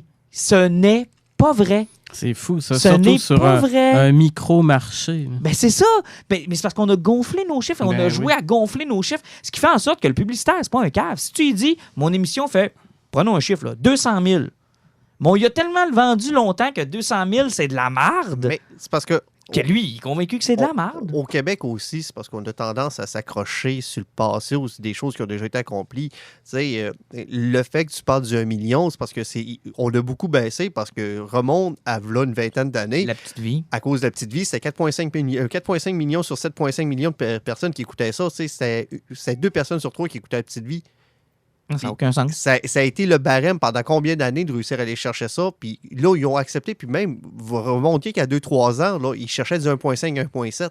Ben oui. Puis parce qu'ils ont vendu aux publicitaires qui financent ces séries-là que c'est ça qu'il fallait aller chercher. Et le TVA sont en marde avec ça parce qu'à cette heure, ils font du 600 000, ce qui, selon moi, est normal. Ben, mais ils sont juste plus ça, capables de le c'est vendre, parce le que 600 000. Le Québec, en plus, avec leur publicité, de la façon qu'ils fonctionnent, ils essayent de se lancer dans le streaming. C'est que ça va prendre une chaîne comme TVA qui va sortir leur club illico, Ils vont dire, abonne-toi, la série qui passe à TV, je vais te la mettre à l'avance, puis après, tu vas pas l'écouter à TVA. C'est qu'ils se rendent compte qu'il y a 800 000 personnes qui l'écoutent sur le Club Illico, puis quand ça passe à TV, ils se rendent compte qu'il y a 400 000 personnes qui l'écoutent. Ben, ça fait 1,2 million au total, mais tu as dit que le monde allait avoir 1,2 million de personnes qui allaient l'écouter à TV. Il y a déjà 800 000 personnes qui l'ont vu sur ta chaîne payante. Non, ça marche pas. Mais Le au-delà- Québec, au niveau du financement, au niveau du streaming, on comprend pas que ça fonctionne, puis on est Non. fucking en retard. On n'est pas là, mais au-delà de ça, le problème va toujours rester. On a 2 télévisions. On a une chaîne qui est publique, l'autre qui est privée, puis les deux se battent entre elles. Ça prendrait un autre privé pour occuper l'autre privé, puis la chaîne publique pourrait, comme tu dis, Martin, faire sa job. Parce que puis c'est nous le rôle présenter de autre chose. Radio-Canada de faire Radio-Canada ça. passe son argent à se battre contre TVA. Ça n'a pas de Et sens. t'as raison. tu sais. Puis on l'a vu dans l'épisode Série Noire, qui est une excellente Qui est série. tellement bon. C'est là. exceptionnel. C'est génial. Ils Super, ont super. passé à 2 doigts de la scraper alors que c'était right dans leur mandat. Là. C'était Minute, pile point dans leur mandat. Radio-Canada, leur mandat, c'est pas nous influencer pour le prochain gouvernement élu. Aussi. OK. Mais entre les 4 ans, faut qu'ils fassent de quoi. Ah, OK, OK, OK. Ça, c'est juste durant l'année électorale. Mais s'ils passaient pas le fond à se battre contre un privé, il n'y aurait pas besoin d'aller têter le gouvernement pour dire garde-nous en vie et arrête de couper. tu sais. Mais c'est quand même leur job, tu sais, c'est de valeur parce que ça nous coupe de plein de séries. Tu sais, on donnait l'exemple de la BBC hier qui ont un show sur Dracula. D'ailleurs, avez-vous vu la bande-annonce? Aïe, aïe, ça a l'air Ouais, méchant. visuellement, c'est Oh, très, très que cool. ça a l'air lourd. Oh, lourd dans le bon sens. Là, dans le sens, je pense qu'on va faire un Christy de saut. Là. Ce qu'ils ont fait avec Sherlock, ce qu'ils ont fait avec Doctor Who, ce qu'ils ont fait... Doctor Who, c'est la preuve que si tu as 15$, tu as un mannequin, puis un verre en styromousse, tu peux faire une saison complète. Puis si ton acteur demande trop cher, tu le changes. Ouais, tu sais, de temps en temps, un épisode de Doctor Who, là, ça va être quelque chose de bien fucké. Des fois, tu vas avoir un épisode où tu vas dire, OK, ils viennent de passer le budget de 3 saisons. Puis c'est complètement capoté. Puis là. le problème, c'est l'accessibilité aussi. Isabelle Grondin était dans le documentaire hier, puis elle disait, tu sais, aidez-nous à aller les voir, ces films-là. Puis on avait l'argument avec les réalisateurs. Comment? On veut bien vous aider, là. Mais tu sais, hier, moi, je me suis rappelé du film L'assassin jouait du trombone. Mhm. Tu te souviens de ça, Pat? Oui, Je me suis dit, asti, c'était bon ce film-là. Ouais. Je dis, hey, ça me tente de le réécouter. 65$.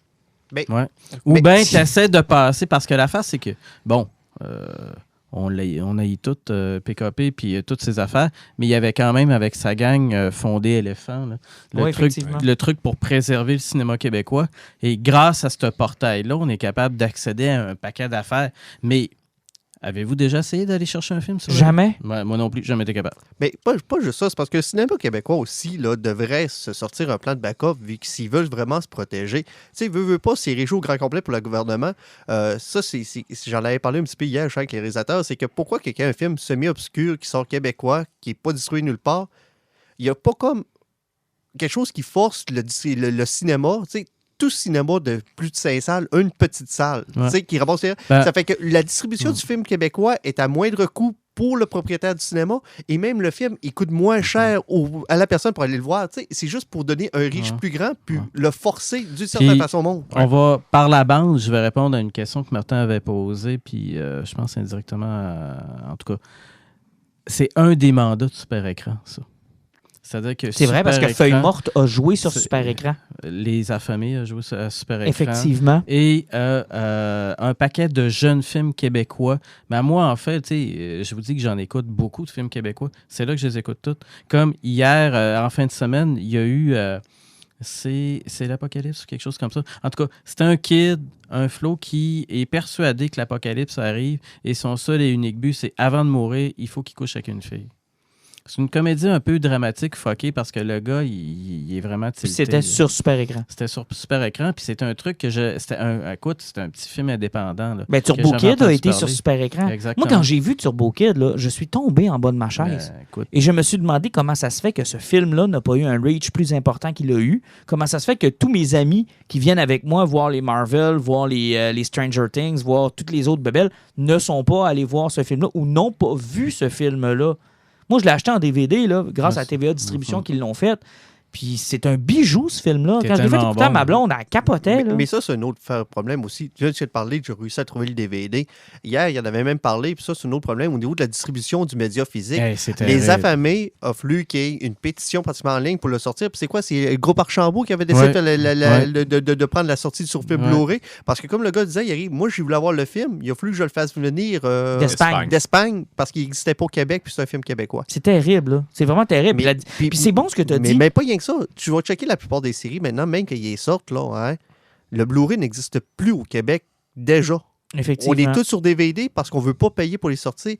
Va chercher n'importe quelle série TV là, qui sort dernièrement puis qui sortent, là, sont toujours en DVD. Ouais, t'as Il n'y a raison. aucune série de Radio-Canada ou de TVA qui est en Blu-ray, si ma Mais mémoire est bonne. c'est triste, mais le médium physique, à la limite, je peux comprendre parce que, tu sais, la prod, là, tu sais, le studio qui va s'occuper de le fabriquer et de le vendre, ça coûte un certain prix. Acheter les bras. droits, faut que tu en vendes un certain nombre. Puis, tu sais, je veux dire, tu peux pas demander à une entreprise privée de dire assume le risque, genre achète les droits à 300 000 puis vends-en Mais pour rentrer dans tes ça- coûts. Ça arrive pas. Puis, tu sais, même là, tu sais, c'est TVA qui l'ont Oui, assumé pour les affamés. pour les Ils affamés. sont rentrés, mais là, on parle d'un cas d'exception où il y avait même des Mais- pétitions puis tout. Les autres, ils l'ont pas fait parce que ça leur rapportait pas une scène. Justement, ça prouve encore une fois que ce cinéma-là, il faut qu'il se trouve une autre plateforme.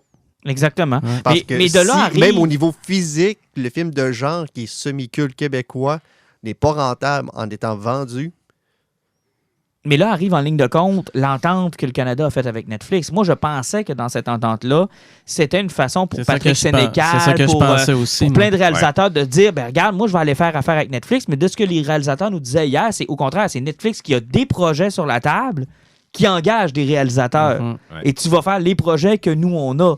Alors que moi, je pensais que ça allait être, regarde, on veut faire confiance à vos créateurs, c'est quoi que vous avez à nous offrir? Netflix a un rôle à jouer là-dedans aussi. Ils doivent commencer à se dire, regarde, tu sais, Ouais. on va en Mais financer c'est du stock. là où le Non, gouvernement non. fédéral n'a pas fait sa job. Mais c'est parce que Netflix a un gros problème avec ça.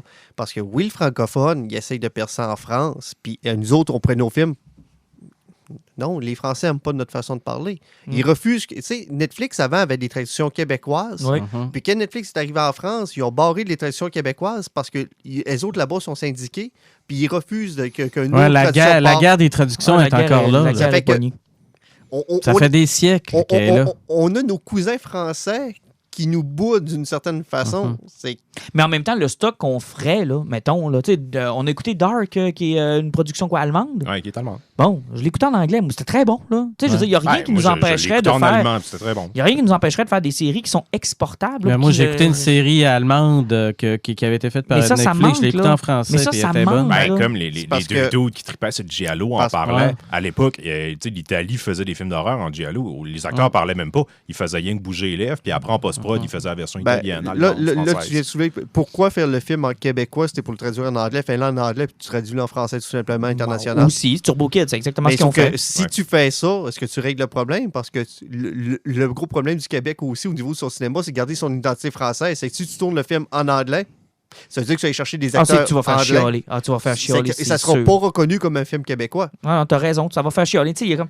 Là, il y a le projet de Sénécal qui s'en vient, je pense, c'est-tu sur Club Illico qu'il s'est engagé à faire des courtes... Ouais, c'est ouais, Lico, effectivement. Bon, fait que là, ça va être à surveiller. Il y a eu une expérience plutôt amère avec le cinéma. D'ailleurs, je sais pas si Patrick nous écoute, mais tu sais, tu vas toucher le monde de la BD puis tu vas te rendre compte que c'est... Ben, au moins, avec Pas le tellement socio mieux, là. finalement qu'ils ont fait avec Ulule, ils sont assurés un certain rendement. Ah, au moins, ils perdront pas d'argent, mais ils vont être déçus s'ils pensent qu'ils vont avoir plus de... Ben, sérieusement, la job que Jake Dion va faire là-dedans, respectant la bande dessinée, moi, ce que j'aime, là, c'est que ça va donner un coup de poing d'en face aux petits prudes québécois. Ah, ça va faire mal. Ils vont nous Ouais, montrer c'est quoi aux 200 vraiment qui du vont genre. lire. Hein? Aux 200 qui vont Il y a lire. beaucoup plus que 200 personnes qui l'ont commandé sur Ulule. Là, mais en Non, tout cas. je sais, mais Moi, tu sais, mais en ça voulant dire que ira c'est pas un pas marché, au-delà de c'est ça. ça, tu sais. en Il voulant dire que percera c'est pas pas- plus avec ça. C'est ça, c'est pas un Mais- marché plus radieux. Mais c'est parce que ça dépend. Là, on parle quand même d'un Patrick Sénécal qui va sortir sous un autre médium. Patrick Sénécal a un impact littéraire important. Et Ouais, sur- mais au cinéma, ça n'a pas... Mais Non, c'est ça, non, on l'a non. vu au cinéma, ça n'a pas Ça a pas fonctionné. paru. Non, n'oubliez jamais la mauvaise presse sur du monde qui vont chialer que ça n'a pas de bon sens parce que c'est trop hard. Ah, c'est sûr, ça va arriver. C'est sûr que ça va arriver. Mais ça sera à surveiller éventuellement. Puis, tiens, regarde, on a déjà passé pas mal. Je veux juste vous entendre rapidement sur Watchmen parce que vous aviez fait une critique la semaine passée qui était quand même assez sévère. Je voulais avoir, après 2-3 épisodes, maintenez-vous encore votre critique? Ah, mon Dieu, que j'ai trippé, moi. J'ai pas été trippé. sévère, moi. Moi, Bon, ben, écoute, je vais m'adresser à Alan. Non. Puis Est-ce je qu'Alan nous je partage le point de vue d'Alan. Le premier épisode, tu sais que c'est un vrai fait vécu, hein, le massacre là, avec... Oui. Ouais, bon, OK. Le premier épisode était comme à contre-temps. Là. On ne savait pas où tu te situais. On ne savait pas pourquoi c'était ça. Comment ça se fait que le virage de la société avait été aussi important.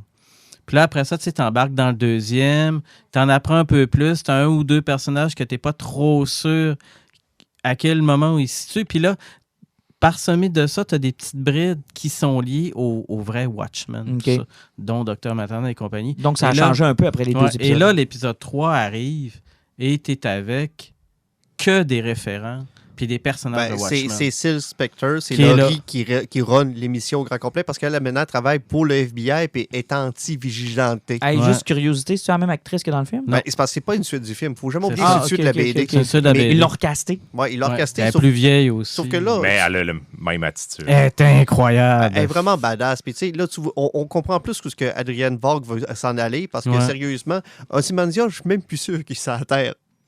OK.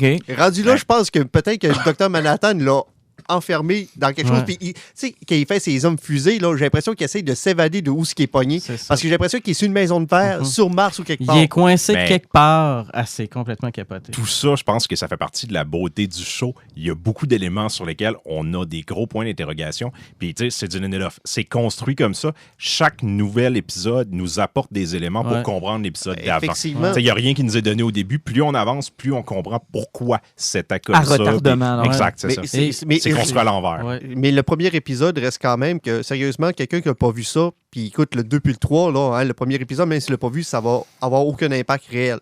OK. Il y a des éléments du premier épisode que, bon, c'est ça. Mais peut-être qu'à Ouais. tu sais, Dans à le long quatre, terme, ça va refaire un lien, peut-être c'est que dans ça. 5, C'est 6, ça. vous Exact. allez vous Parce rendre qu'il compte. tu sais, il nous donne plein de petits hints et un moment d'absolu génie de l'épisode 3, c'est que justement, tu as Silk Spectre qui est dans une cabine où tu peux Oh, parler wow. à Dr. Manhattan. Il raconte une blague et le Dr. Manhattan répond à la blague, il fait une joke à son tour.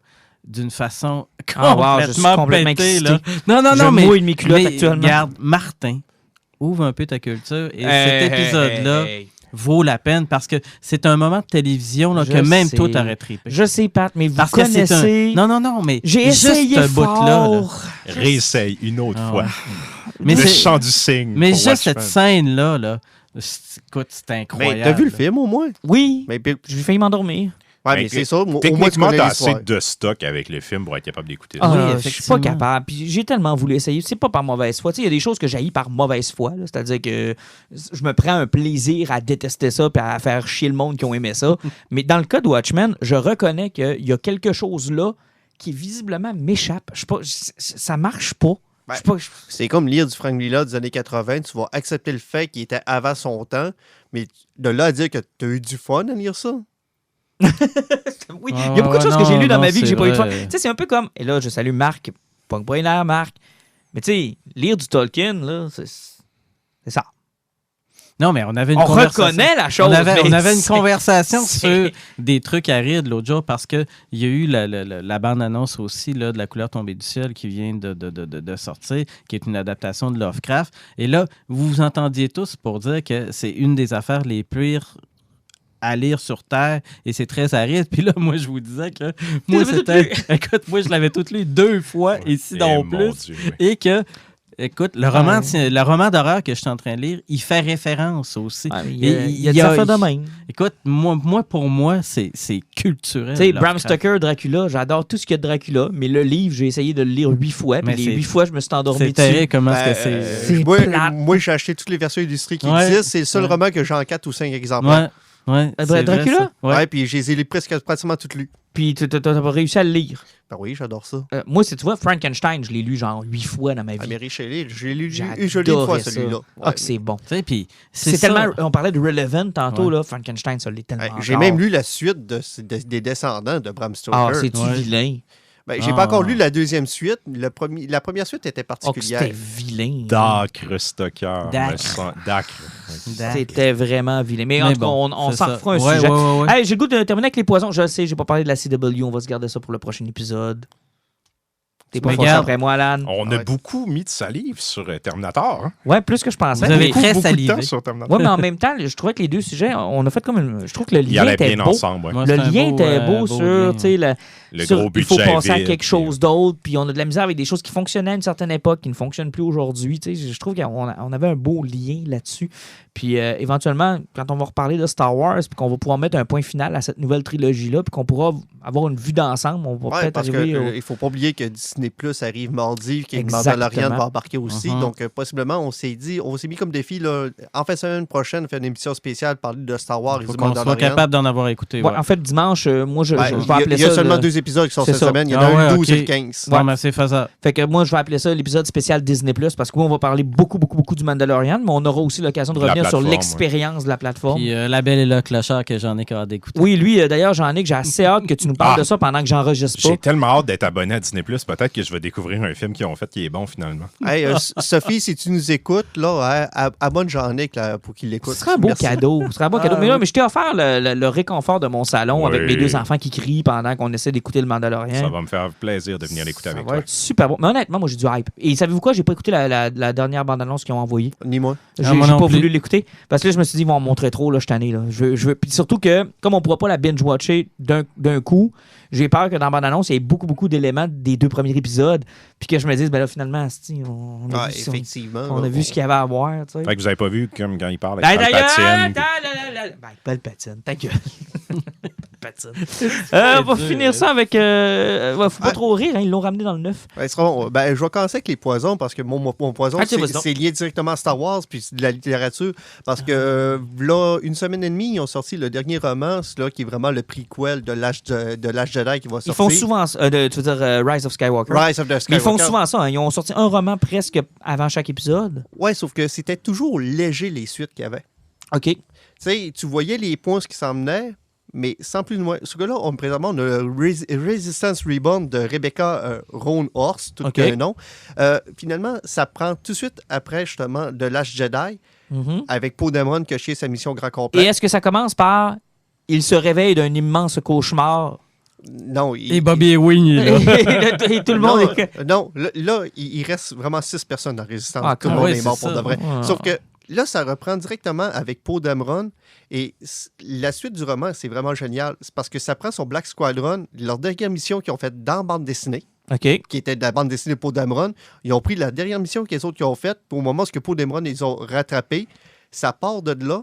Puis c'est comment Poe, avec l'aide du Black Squadron, va réussir à remonter la résistance. Fait qu'on s'attend à ce que quand l'épisode 9 parte, il y a un bon gap puis qu'on ait déjà une résistance pas mal déjà refaite. Le gap sera pas si long que ça parce qu'ils ont les contacts, parce que c'est ça qui arrive. Il y a plusieurs choses que quand on écoutait avec les films, on n'est pas au courant que ça existe. C'est comme Snap Wesley, qui s'appelle en réalité Temin Wesley, qui est le fils de Nora, qui est un personnage qu'on avait découvert dans les romans Aftermath. Elle, c'est une femme qui a marié Wedge Antilles. Ça fait que Wedge Antilles est le beau-père de Snap Wesley. Puis si vous vous demandez c'est qui Snap, c'est le gros qui jouait dans Heroes, qui était le bras droit de Poe Dameron dans le premier film. On le voit dans le oui, on le voit. Mais dans l'âge Jedi, Marque quelque chose. Ouais, Matt. on le voyait pas de l'âge Jedi parce que Ryan Johnson avait éclairé les personnages que J.J. Abrams avait... Oui, dans son célèbre « Fuck you, JJ Exactement. Donc, Snap est parti chercher Wedge Antilles. ». Et Wedge Antilles, on sait qu'il va être possiblement dans le 9. Oui, ben ça a pas mal été presque confirmé. Confirmé. en fait. Donc, il va chercher Wedge. Puis Wedge Et aussi... Biggs. C'était confirmé que Wedge est le mentor de Poe Dameron. Biggs est mort. Ça fait que là, Ils vont le ramener. on voit qu'est-ce qu'ils vont chercher. Puis aussi, ils vont chercher plein de personnages qui ont eu des autres romans qu'on va se faire. Parce que là, t'as Léa qui est parti chercher aussi une autre faction, genre de résistance, mais sur Rylot avec les Twi'lek. OK. Et là, elle était allée chercher Yendar qui est apparu dans d'autres romans avant. T'as l'Inferno Squadron aussi qui est mélangé dedans, qui était dans d'autres romans. C'est qu'ils vont chercher plein de points partout. Puis là, c'est la question qu'on va se poser. Tous ces points-là, ce qu'ils vont chercher, les liens, où est-ce qu'ils vont être rendus dans le film. Ouais, c'est ça, là. Parce que Ouais, là, ouais. je lis le roman, puis je suis en train de voir qu'est-ce qu'il y a eu avec les petits courts-métrages de 2 minutes là, dans Clos Noir, que si ils n'avaient pas vu, tu voyais le troisième film faisait comme pourquoi Palpatine s'est fait enlever, puis pourquoi qu'ils révoussaient tous. Ah, j'ai manqué l'épisode de 3 minutes où ce qui se faisait kidnapper, puis que Mace Windu pétait avec Grievous. ouais. Tu sais, là, je suis en train de vivre un monstre qui fait comme oh shit, il va y avoir des petits insights qu'on ne catchera pas. Mais en même temps, tu sais, j'ai écouté l'épisode 3. Ah, je sais, sauf qu'il manquait des points, sauf que moi, c'est ce que j'aime pas des fois, qu'est-ce qu'ils font, qu'ils vont chercher quelque chose là, puis ils montrent des insights, mais il y a tellement un gros gap à remplir. Mais sérieusement, le roman est vraiment excellent, ça, c'est vraiment voir Mais en comment même il temps, va je te se pose la question, puis on a toujours le même débat, là. Tu sais, c'est-tu épisode 3 qui a commencé parce que Clone Wars a fait ça, ou Clone Wars a fait ça pour expliquer comment épisode 3 a commencé? Tu sais, je veux dire, je suis pas sûr que le réalisateur d'épisode 3 a fait « Oh, je vais continuer là où Clone Wars a arrêté. » Moi, j'ai même pas compris la question. Ouais, mais c'est pas non, c'est parce que tout est écrit conjointement, ça. Tu penses? Dans Star Wars, oui. Parce que tous les Jedi qui étaient dans les films étaient créés là-dedans, puis c'est là qu'il y avait leur background, c'est que ça, c'était créé conjointement. Le petit dessin animé de 3 minutes qu'il y avait de Clone Noir, c'est le même principe qu'on va avoir à Disney Plus avec les séries de Marvel. Mhm. C'est que si tu veux pas ces séries-là, puis tu vas aller voir le film, ben, ils vont avoir des trous.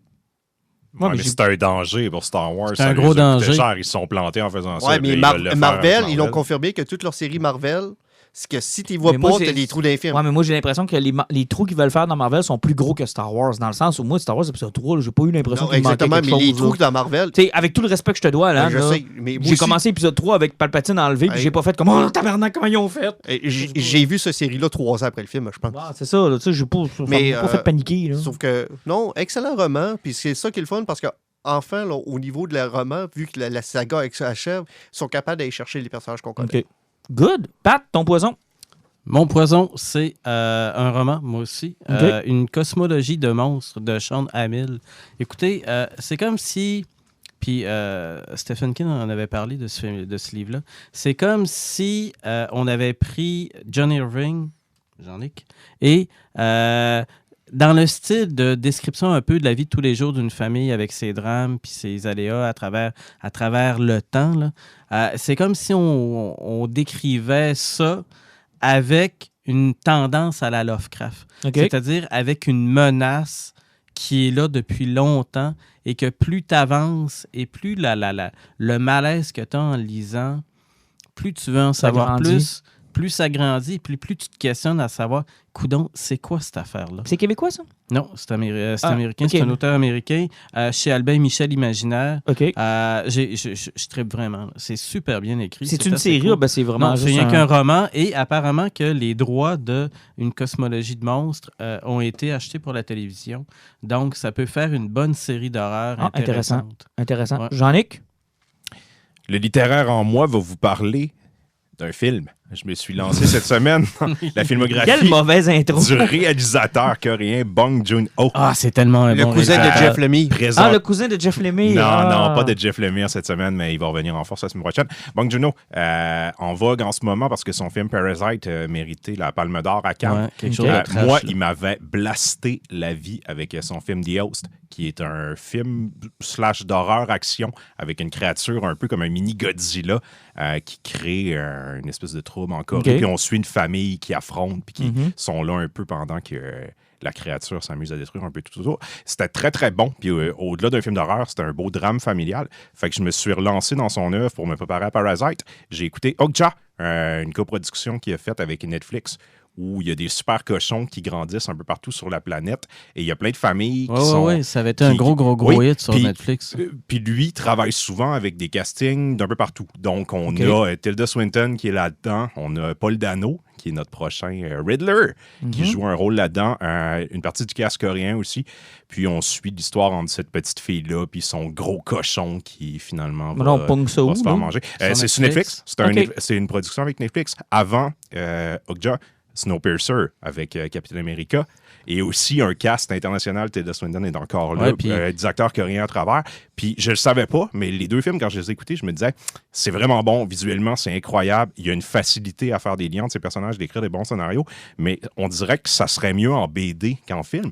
Puis Snowpiercer, j'ai appris que c'est une adapté BD. d'une BD. Ah oui, c'est une Donc, BD transpersonnage. C'est une BD française. Je serais curieux d'aller voir ce que ça donnait. C'est super intéressant, donc ça me hype encore plus pour Parasite qui s'en vient. Puis je vais essayer d'écouter Memories of Murder et Mother, qui sont ces deux autres films à part The Host, que Good. j'ai pas encore vu. Merci beaucoup. Et je termine avec mon propre poison. J'ai Oui. eu l'occasion, en tant que média, de mettre la main sur la copie de presse du dernier Patrick Sénécal qui sort le 14 novembre. Donc, si vous avez l'intention, c'est drôle, on a parlé beaucoup de Patrick Sénécal dans ce podcast-là, on s'excuse, mais ça donne qu'il sort un livre, Ceux de là-bas. Donc, c'est son dernier livre. Encore une fois, une couverture de Jake Dion qui est juste malade. Magnifique. Malade. Et quand tu as lu le livre, elle prend encore plus son sens. Tu sais, quand je l'ai vu la première fois, la couverture, j'ai fait comme bouffe. Mais en finissant le livre, j'ai resté scotché sur la couverture pendant au moins un bon 15 minutes à me dire c'est tellement plein de génie.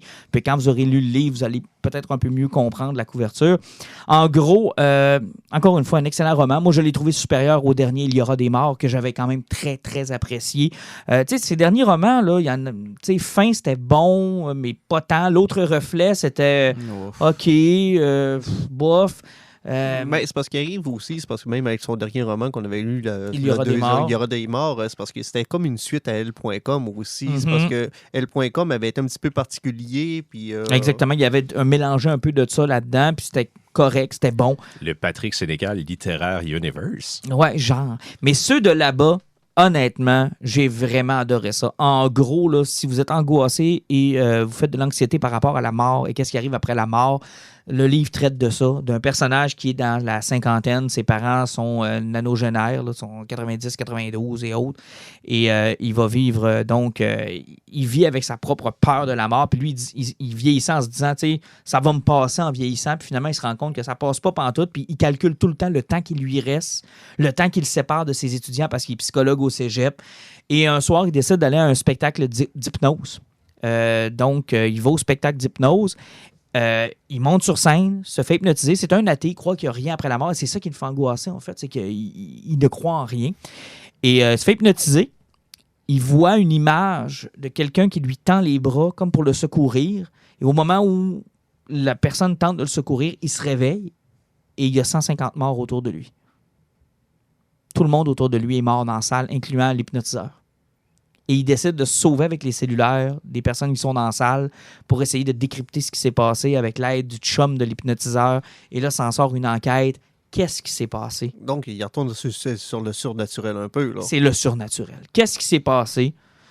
Comment ces personnes-là sont mortes? Qu'est-ce qui est arrivé pendant qu'ils étaient hypnotisés? Les caméras. Et toute la façon dont il va traiter de... Tu sais, moi, je dis souvent que c'est difficile de faire des films maintenant à cause du cellulaire qui règle beaucoup, beaucoup de problèmes. Et Sénécal va s'en servir d'une façon très intelligente dans ce roman-là. Il va éliminer le problème très rapidement, ce qui va faire en sorte que ça ne bloque pas l'intrigue. On va apprendre petit à petit pourquoi les gens sont morts, comment ils sont morts. Parce que à la suite de l'hypnose, il commence à voir des fantômes. Et il ne sait pas pourquoi.